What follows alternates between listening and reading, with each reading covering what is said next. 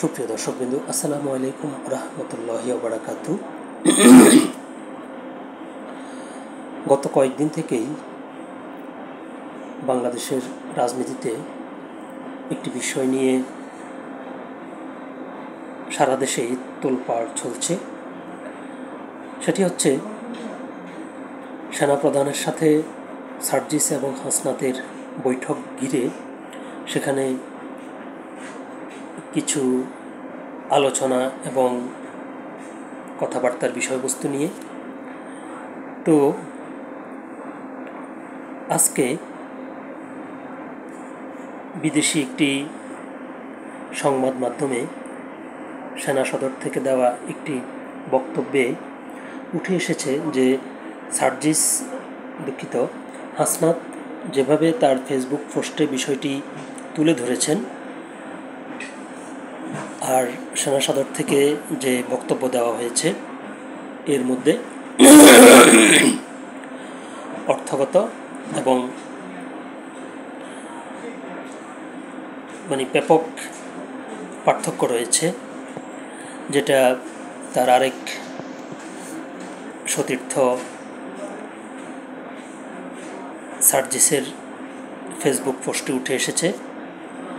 তো এই যে দুজনে দু রকমের মনোভাব ফেসবুকে পোস্ট করলেন এবং সেটিকে কেন্দ্র করে তাদের দলের ভেতরেই ব্যাপক সমালোচনা তৈরি হয়েছে।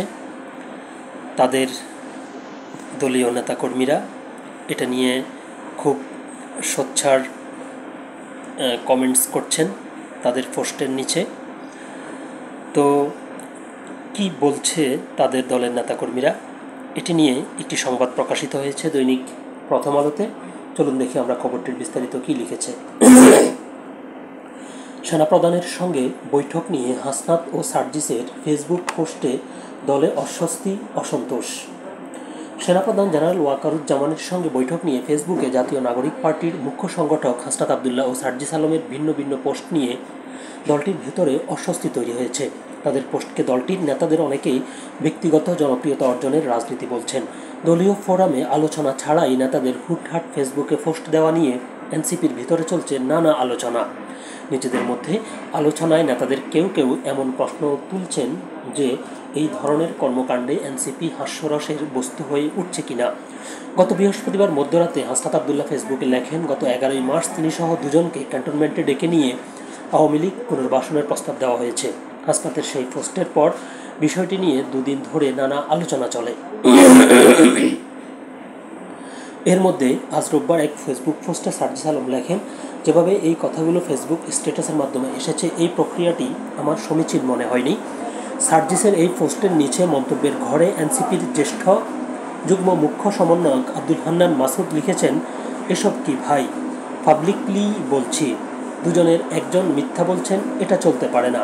মানুষ এনসিপিকে নিয়ে যখন স্বপ্ন বুনছে তখন এভাবে এনসিপিকে বিতর্কিত করা কাদের এজেন্ডা?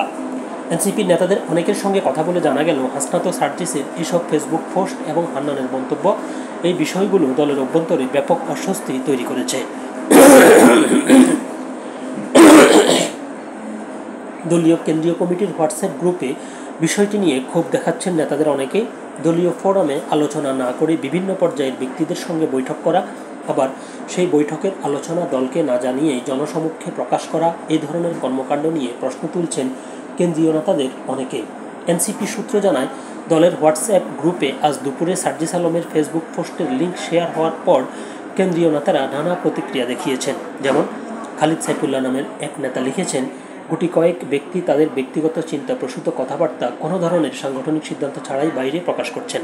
ব্যক্তিগত রাজনীতি হাসিলের জন্য তারা যখন যা ইচ্ছা বলে বেড়াচ্ছেন, সেগুলো যে সব বিরোধী হয়ে যাচ্ছে সেটি নিয়েও তাদের কোনো উদ্বেগ নেই। যদি সেলিব্রিটি ফেস, কন্ট্রোভার্সি আর পপুলিজম দিয়েই রাজনীতি করতে চান, তাহলে আমাদের পার্টি থেকে বাদ দিয়ে টিকটকারদেরকে এনে বসিয়ে দিন। আরেক নেতা লিখেছেন, একটি দলের সদস্য হয়ে ব্যক্তিগত জনপ্রিয়তা অর্জনের রাজনীতি করবেন না, দলের কথাও ভাবতে হবে। আরেকজন নেতা লিখেছেন, গত সাধারণ সভায় আলাপ উঠেছিল ডেকোরামের, কেউ যাতে হুটহাট ফেসবুকে পোস্ট না দেয় এবং নিজেরা আরও বেশি অ্যালাইন হয়, কিন্তু কে শুনে কার কথা? সাইফুল্লাহ হায়দার নামের এক নেতা গ্রুপে লিখেছেন, আমাদের ডেকে আপনারা জানিয়ে দিন, আমরা অনেক পপুলিস্ট, এভাবেই রাজনীতি করব, ইচ্ছা হলে থাকেন, না হলে চলে যান। আরেকজন লেখেন, দল গোল্লায় যাক, ওনাদের অলওয়েজ লাইমলাইটে থাকতে হবে। মোল্লা রহমতুল্লাহ নামের একজন গ্রুপে লিখেছেন, জ্যেষ্ঠ নেতারা কোনো রাজনৈতিক পোস্ট করার আগে কমপক্ষে 2-4 জনের সঙ্গে আলোচনা না করে ফেসবুকে পোস্ট করবেন না, এটা না হলে ফেসবুকেই আমাদের রাজনীতির কবর হয়ে যাবে। আরেক নেতা লেখেন, যে যার মতো পোস্ট দিয়ে যাচ্ছেন, পাবলিক পোস্টে একজন অন্যজনের বক্তব্য খারিজ করছেন, এসব কি চলছে? গ্রুপে আলোচনার বাইরে এনসিপি নেতাদের নিজেদের মধ্যে ব্যক্তিগত আলাপেও হাসনাত সার্জিসের পোস্ট নিয়ে নানা আলোচনা হচ্ছে। দলের শীর্ষ পর্যায়ের একজন নেতা প্রথম আলোকে বলেন, সেনাপ্রধানের সঙ্গে হাসনাত সার্জিসের আলোচনায় অংশ নেওয়ার বিষয়টি এনসিপির নেতাদের বেশিরভাগই জানতেন না। তিনি যখন আওয়ামী লীগকে পুনর্বাসনের প্রস্তাবের বিষয়টি ফেসবুকে পোস্টের মাধ্যমে সামনে আনলেন, তখন দলের মধ্যে মিশ্র প্রতিক্রিয়া ছিল। অনেকেই আওয়ামী লীগের বিরুদ্ধে দৃঢ় অবস্থানের জন্য হাসনাতের প্রশংসা করেন, কিন্তু সার্জিসের পোস্টের পর বৈঠকের আলোচনা ফেসবুকে প্রকাশের বিষয়টি নিয়েই প্রশ্ন উঠছে। এরকম এই যে এভাবে দলের নেতাকর্মীরা সেখানে আরও অসংখ্য মন্তব্য করেছেন। একটি কথা বলতে, যে সার্জিস হাসনাতরা যদি দেশের জন্যই রাজনীতি করেন, তাহলে তাদেরকে সবার আগে দেশের কথা ভাবতে হবে, এবং তারা যেহেতু নেতৃস্থানীয় পর্যায়ে আছেন, তাদের সঙ্গে রাষ্ট্রের বিভিন্ন সংস্থা, রাষ্ট্রীয় পর্যায় থেকে বা বিভিন্ন দল মত নির্বিশেষে কিংবা ধর্মীয় গুরু আরও অনেক অন্যান্য সংস্থা থেকে তাদের সাথে যে কোনো বিষয় নিয়ে পরামর্শ করতে পারে, আলোচনা করতে পারে, তাদের মতামত জানতে চাইতে পারে, কিংবা অন্যদের মতামত তাদের উপর ছাপিয়ে দিতে পারে। যেটাই হোক না কেন, সেটা তাদেরকে অবশ্যই আগে দলীয় ফোরামে আলোচনা করতে হবে। দলীয় ফোরামে আলোচনা করেই তারপর পাবলিকলিভাবে তারা কি বলবে এবং মানে কী বলতে চায়, তাদের বক্তব্য কী, সেগুলো পরিষ্কার করাই সবচাইতে ভালো। এতে দলীয় যে শৃঙ্খলা এবং দলের যে নেতৃবৃন্দ রয়েছে, তাদের ভিতরে একজন আরেকজনের প্রতি আস্থা তৈরি হবে, বিশ্বাস তৈরি হবে এবং শ্রদ্ধাবোধ তৈরি হবে।